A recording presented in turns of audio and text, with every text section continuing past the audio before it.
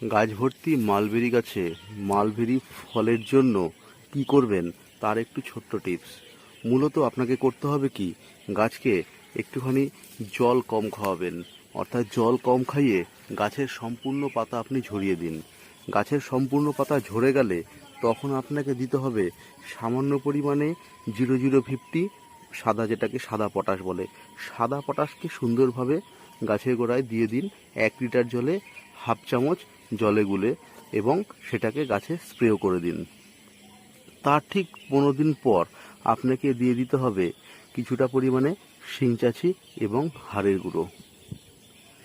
এইভাবে আপনি এইটা 1 মাস ধরে যদি এই ট্রিটমেন্ট চালিয়ে যান, তাহলে কিন্তু দেখবেন আপনার যখন গাছ দিয়ে পাতা বেরোবে, পাতার সাথে টোটালটাই কিন্তু কুঁড়ি নিয়েই বেরোবে।